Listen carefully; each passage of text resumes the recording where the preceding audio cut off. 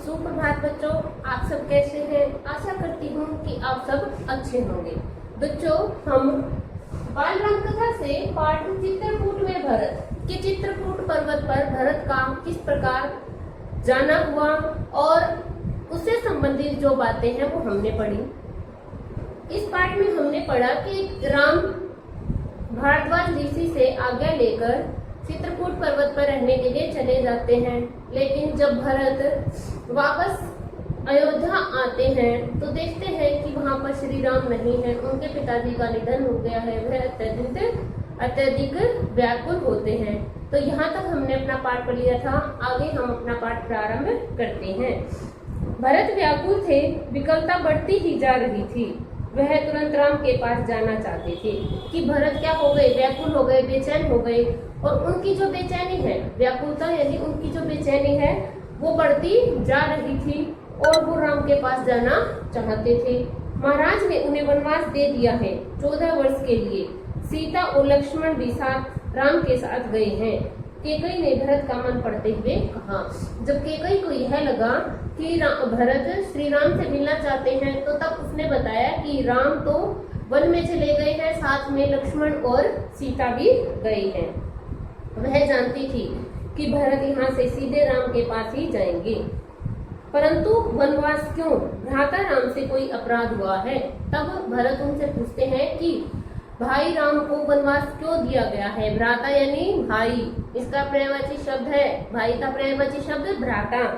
कि भ्राता को, भाई को वनवास क्यों दिया गया है? क्या उनसे कोई अपराध हो गया है? राम ने कोई अपराध नहीं किया। महाराज ने उन्हें दंड भी नहीं दिया। इसके लिए मैंने महाराज दशरथ से प्रार्थना की थी। मुझे तुम्हारे हित में यही उचित लगा। मैं तुम्हारा अहित नहीं देख सकती थी, केकई ने कहा। तब केकई ने कहा कि राम ने कोई अपराध नहीं किया, न ही राजा दशरथ ने उन्हें दंड दिया है, बल्कि मैंने महाराज दशरथ से प्रार्थना की कि राम को 14 वर्ष के लिए वनवास भेजा जाए और भरत को राज्य गद्दी दी जाए। तो मुझे यही उचित लगा और मैं तुम्हारा अहित नहीं देख सकती थी। हित का विलोम शब्द अहित। मैं तुम्हारा अहित, बुरा नहीं देख सकती थी। वरदान की पूरी कथा सुनाते हुए उन्होंने कहा, उठो पुत्र, राजगद्दी संभालो। अयोध्या का निष्कंटक राज्य अब तुम्हारा है। वह भरत को समझाते हुए कहती है कि पुत्र, अब तुम उठो। यह राजगद्दी है जो वो तुम्हारी है, इसमें किसी भी प्रकार की कोई बाधा नहीं है। तुम उठो और अपने आप को संभालो, क्योंकि तुम्हें राजगद्दी भी संभालनी है। भरत अपना क्रोध नहीं रोक सके, चीख पड़े, यह तुमने क्या किया माते? ऐसा अनर्थ, घोर अपराध, अपराधिनी हो तुम। वन तुम्हें जाना चाहिए था, राम को नहीं। मेरे लिए यह राज अर्थहीन है। पिता को खोकर, भाई से बिछुड़कर नहीं चाहिए मुझे ऐसा राज्य।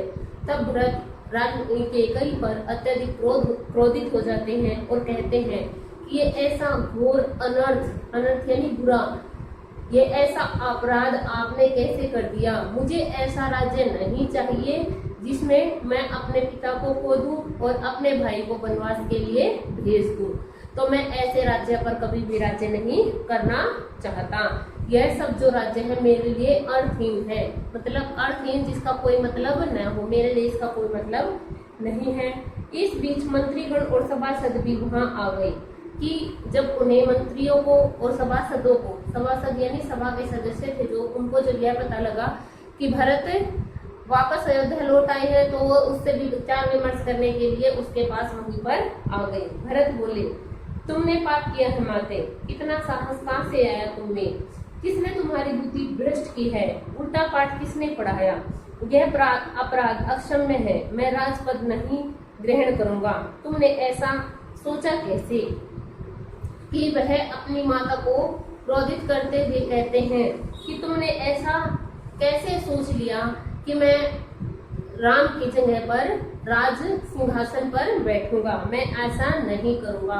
आपकी बुद्धि भ्रष्ट हो गई है, यानी कि बुद्धि खराब हो गई है, आपका दिमाग खराब हो गया है। और आपको यह उल्टा पाठ किसने पढ़ाया कि राम को वन में भेज दिया जाए और भरत को राज सिंहासन दिया जाए?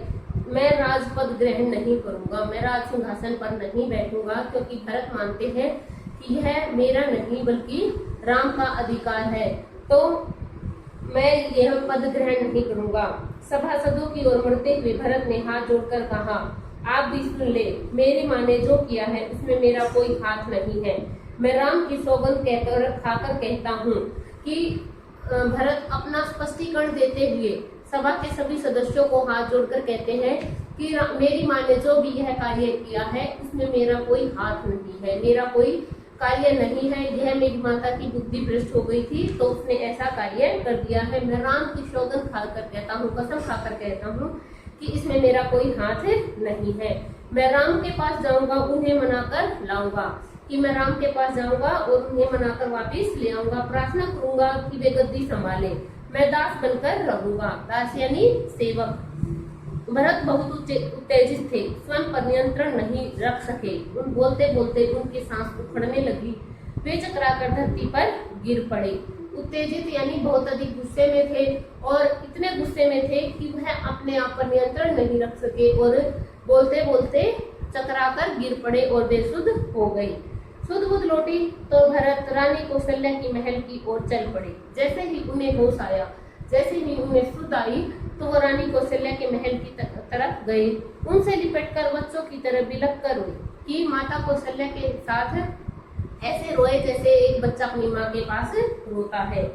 उनके चरणों में गिर पड़े। कौशल्या आहत थी, उनके चरणों में गिर गए और कौशल्या क्या थी, पहले से ही आहत यानी दुखी थी, क्योंकि श्री राम चले गए और राजा दशरथ की मृत्यु हो गई। तो इन सब बातों से कौशल्या भी दुखी थी। उन्होंने कहा, पुत्र तुम्हारी मनोकामना पूरी हुई, तुम जो चाहते थे हो गया। राम अब जंगल में है, अयोध्या का राज तुम्हारा है। मुझे बस एक दुख है, कैकेयी ने राज लेने का जो तरीका अपनाया वह अनुचित था, निर्मम था। तुम राज करो पुत्र, पर मुझ पर एक दया करो, मुझे मेरे राम के पास भिजवा दो। तब कौशल्या दुखी थी तो भरत को एक व्यंग्य करते हुए कहती है कि बेटा तुम्हें रोने की कोई आवश्यकता नहीं है, तुम राज संभालो, राजकाज को संभालो, राजगद्दी पर बैठो। लेकिन मैं मानती हूँ कि कैकेयी ने जो राज लेने का जो तरीका अपनाया है यह अनुचित था, कि अगर वो सिंहासन पर तुम्हें बैठाना चाहती थी तो वो स्पष्ट कह सकती थी, लेकिन राम को जंगल में नहीं भेजना चाहिए था। बेटा तुम मुझ पर एक दया करो, अब मैं यहाँ पर नहीं रह सकती। राम तो मुझे इसलिए छोड़कर गए थे कि मुझे आपके वृद्ध पिता की सेवा करनी है, अब वो इस संसार में नहीं है, तुम मुझे मेरे राम के पास भिजवा दो। भरत ने रानी कौशल्या से क्षमा मांगी, सफाई दी कि भरत ने क्या किया, माता कौशल्या से माफी मांगी कि और बताया कि इसमें मेरा कोई भी हाथ नहीं है।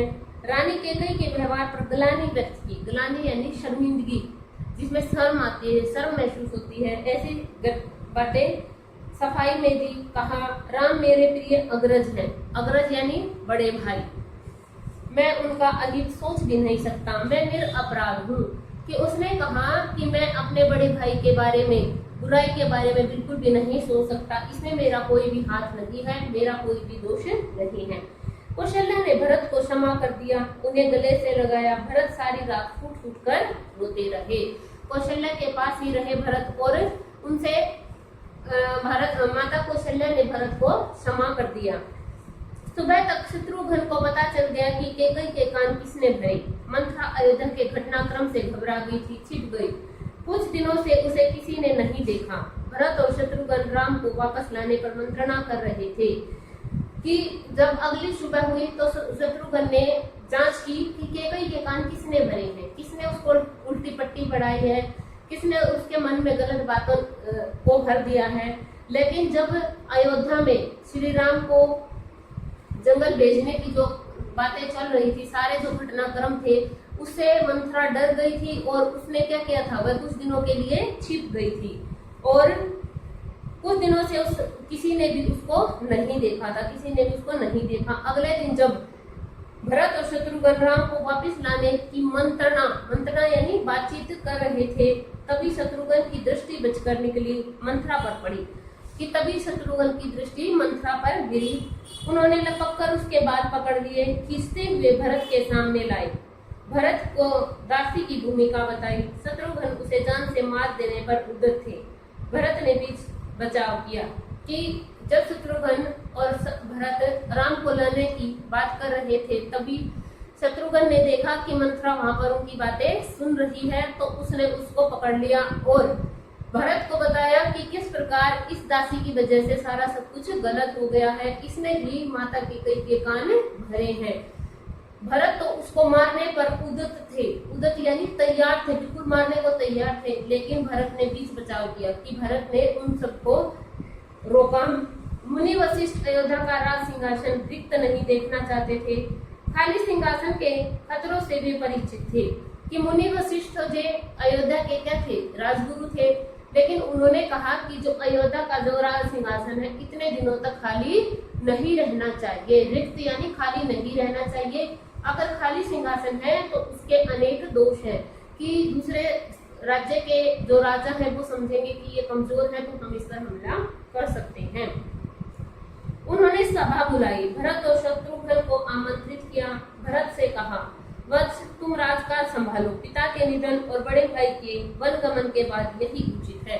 तो गुरु वशिष्ठ ने कहा कि भरत तुम अब राजकाज संभालो, क्योंकि तुम्हारे पिता का निधन हो गया है और तुम्हारे बड़े भाई वन में चले गए हैं, इसलिए यह तुम्हारा अधिकार बनता है कि तुम राज्य को संभालो। भरत ने महर्षि का आग्रह अस्वीकार कर दिया, अस्वीकार माना नहीं, उसको माना नहीं उसने। बोले, मुनिवर यह राज्य राम का है, वही इसके अधिकारी हैं, मैं यह पाप नहीं कर सकता, हम सब बन जाएंगे और राम को वापिस लाएंगे। तब वह कहता है कि मुनिवर यह राज्य क्या किसका है, श्री राम का है और मैं वही इसके अधिकारी है, मैं इस राज सिंहासन पर नहीं बैठूंगा, मैं वन में जाऊंगा और राम को वापिस लाने की पूरी कोशिश करूंगा। वन जाने के लिए सभी तैयार थे, सब भरत ने सबके मन की बात कही कि राम को सभी वापिस लाना चाहते थे, लेकिन भरत ने सबके मन की बात कह दी थी। सबकी इच्छा थी कि राम लौट आए। अगली सुबह भरत सभी मंत्रियों और सभासदों के साथ वन के लिए चले कि भरत जो थे अब सभी मंत्रियों के साथ, सभी सभासदों के साथ राम को लेने के लिए वन की ओर चल पड़े। गुरु वशिष्ठ साथ थे, नगरवासी भी थे, अयोध्या की चतुरंगिणी सेना तो थी ही कि जब वो वन में जा रहे थे मंत्रियों सभासदों के साथ साथ गुरु वशिष्ठ भी गए, नगरवासी भी थे और अयोध्या की चतुरंगिणी सेना यानी कि चारों दिशाओं में अपनी शक्ति प्रदर्शन करने वाली सेना वो साथ में लेकर चले। राम तब तक गंगा पार कर चित्रकूट पहुंच गए थे। वहाँ एक आश्रम था महर्षि भारद्वाज का, गंगा यमुना के संगम पर, कि जब तक राम क्या थे गंगा पार करके चित्रकूट पर्वत पर पहुंच गए थे और वे महर्षि भारद्वाज के आश्रम में रह रहे थे। आश्रम कहाँ पर था? गंगा यमुना के संगम पर, यानी कि जहाँ पर गंगा और यमुना नदी दोनों मिलती हैं वहां पर यही आश्रम था। लेकिन राम आश्रम में नहीं रहना चाहते थे ताकि महर्षि को असुविधा न हो, क्योंकि राम चाहते थे कि भारद्वाज ऋषि को किसी भी प्रकार की कोई भी कठिनाई हो। महर्षि ने उन्हें एक पहाड़ी दिखाई, सुंदर स्थान, सुरम्य दृश्य, पर्णकुटी वहां बनाई गई। महर्षि ने उसे एक चित्रकूट पर्वत पर पहाड़ी दिखाई और कहा कि तुम वहीं पर जाओ और वहां पर रहो। सुंदर स्थान, स्थान कैसा था? बिल्कुल सुंदर था।